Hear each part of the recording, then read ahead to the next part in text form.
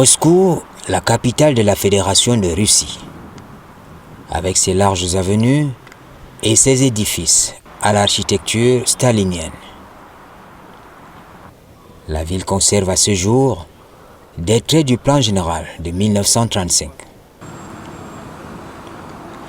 Dans cette constellation de chefs-d'œuvre autour du Kremlin, le bâtiment le plus emblématique du pays, se trouvent les services de l'ambassade du Cameroun avec comme indice le drapeau flottant.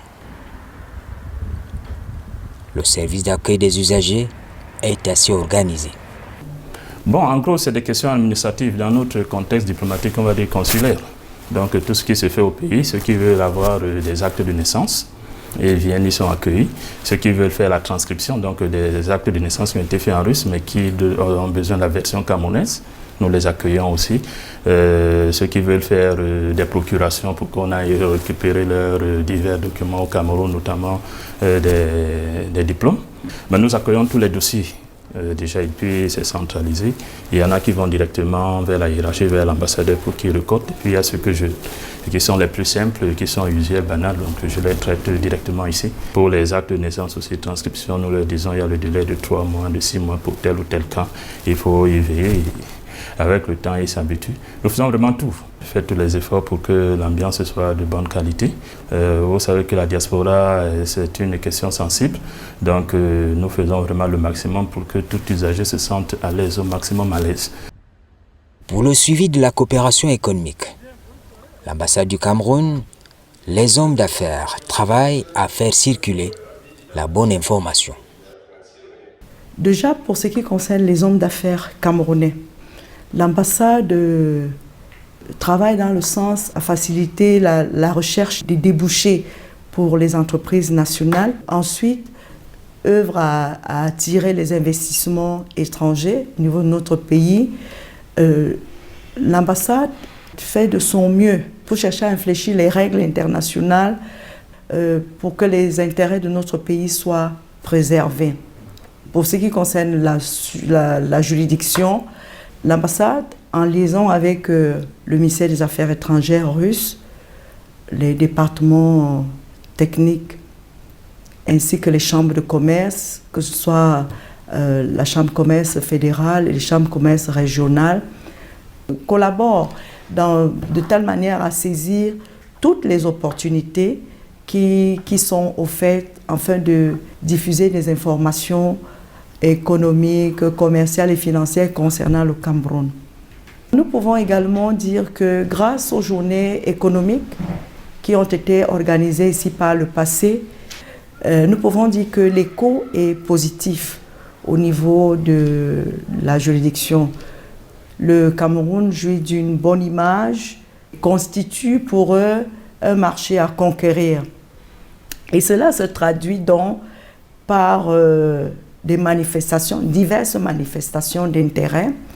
Nous avons au niveau des individus, au niveau des PME et même des grands groupes qui, comme ça, manifestent leur intérêt à venir investir au Cameroun ou à entrer en contact avec les milieux d'affaires camerounais.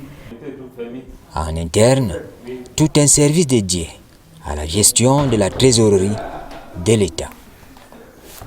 Comme vous le savez, j'ai vécu cette expérience où le public, vous avez dit la diaspora, avec le problème peut-être souvent problème de santé, court vers l'ambassade pour une assistance financière. Souvent, l'ambassadeur m'appelle pour donner des suggestions. Quand il y a la disponibilité budgétaire, je lui dis que, monsieur l'ambassadeur, je pense qu'on peut faire quelque chose, mais il y a aussi des moments où toutes les lignes sont épuisées. Ça veut dire les lignes qui peuvent supporter ça. Bon, là, ça devient difficile. On a ces problèmes, même souvent, quand on paye même les bourses des étudiants. Certains prennent le courage de demander à voir le payeur. Quand il vient, il pose certaines questions. Je prends toute ma patience pour les expliquer c'est un principe. Et comment l'État fonctionne. Pour payer les étudiants, je sais que je peux faire en espèces ou bien je peux payer par virement. Mais souvent, comme c'est les étudiants, je les amène à comprendre pourquoi absolument il faut faire les virements. Donc la plupart ont fait des virements. La traçabilité. Ce n'est pas seulement pour la traçabilité, c'est pour la sécurité. Parce que pour faire 5 heures de voyage, pour venir chercher l'argent et vous faire 5 heures de retour.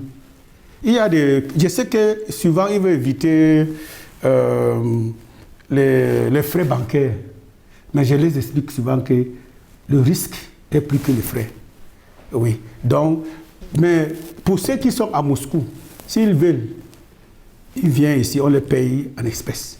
Mais pour ceux qui sont hors de Moscou, je n'encourage pas. À Moscou, la délivrance des titres d'identification des Camerounais obéit à des règles précises, tenant compte de l'étendue de la juridiction. Non seulement la Russie elle-même, c'est un très grand pays, mais en même temps aussi, l'ambassade à Moscou s'occupe de beaucoup de pays qui sont tout autour de la Russie. C'est-à-dire que d'abord les pays de l'ex-URSS, mais en même temps, malgré le découpage diplomatique fait par le ministère des Relations extérieures, vous allez voir que par exemple, nous nous occupons des gens qui sont en Roumanie, alors que la Roumanie ne dépend pas de la Russie. Et généralement, nos compatriotes, ils ont souvent cette habitude-là que c'est à la dernière minute qu'ils se rendent compte que leur passeport arrive à expiration. Pour faire un passeport, on a besoin, parce que c'est un passeport biométrique, comme vous le savez, on a besoin de prendre des empreintes. Donc on a besoin de la présence physique. Alors, quelqu'un qui se retrouve, qui est à Kiev, il veut un passeport, et nous sommes à Moscou, ça pose vraiment beaucoup de problèmes. Et il faut déjà dire que le temps normal pour l'établissement d'un passeport, c'est-à-dire à partir du moment où nous prélevons des empreintes ou bien on constitue le dossier, on doit l'envoyer au Cameroun, le dossier physique. Ça prenait minimum 1 mois et demi. Mais nous tous, nous avons suivi le délégué général de la Sûreté nationale qui, comprenant bien que les Camerounais rencontrent beaucoup de difficultés par rapport à ce sujet, il essaye aussi d'améliorer le traitement. Il faut le dire, en Russie, l'ambassade du Cameroun vit à sa manière le phénomène d'immigration clandestine. Il faut bien faire la différence entre les transitaires et les Camerounais étudiants. Et dans les transitaires, nous avons aussi ce qu'on va appeler les fémans, comme ça. Là. Parce que là-dedans, il y a les transitaires qui vraiment pensaient partir de bonne foi. Ils savaient qu'il allait arriver, ils traversent. Mais il y a d'autres, lui, il venait ici, il savait qu'il vient, il fait son travail et puis s'en va. Or, la réglementation en matière d'immigration en Russie est très compliquée. Le visa seul ne vous permet pas vraiment de vivre en Russie aisément. Lorsque vous arrivez en Russie avec votre visa, il faut encore vous enregistrer. C'est-à-dire que le visa seul ne suffit pas. Il faut en plus vous faire enregistrer. Et vous faire enregistrer, c'est-à-dire qu'on fixe l'adresse, votre adresse. Bon, et ces gens-là, effectivement, lorsqu'ils ont des difficultés, ça fait partie de nos compétences et que c'est nous qui devons entrer en contact avec les autorités parce que généralement, on les arrête. La Russie met les moyens en jeu pour la formation de son élite et même des étrangers. Pour étudier en Russie, nos étudiants qui sont au Cameroun s'informent à travers le cyberespace. Et pour avoir des informations beaucoup plus officielles, soit on se rend à l'ambassade de Russie à Yaoundé, soit on saisit notre ambassade par mail pour avoir assez d'informations par rapport à une université sollicitée. Bien évidemment, comme partout ailleurs, nous avons des étudiants qui viennent en Russie pour des mobiles d'ordre éducatif. Et il y en a également qui y viennent pour de l'aventure. Un domaine qui n'est pas à négliger, la promotion des échanges culturels entre la Russie et le Cameroun. La question culturelle est transversale puisqu'elle est adossée sur la diaspora camerounaise. Et comme vous pouvez le constater, les services culturels au Cameroun constituent des services extérieurs du ministère de l'Enseignement supérieur. Nous essayons donc, à travers certains référents institutionnels, puisqu'il est dit qu'il devrait y avoir des textes particuliers qui régissent les services culturels. Nonobstant l'inexistence de ces textes, nous essayons de fonctionner sur la base d'un certain nombre de référents institutionnels que sont la loi d'orientation de 2001 de l'enseignement supérieur, le DCE qui est devenu la SND 30. Il y a également le budget programme à travers le programme 243, le développement de la recherche et de l'innovation universitaire du ministère de l'Enseignement supérieur.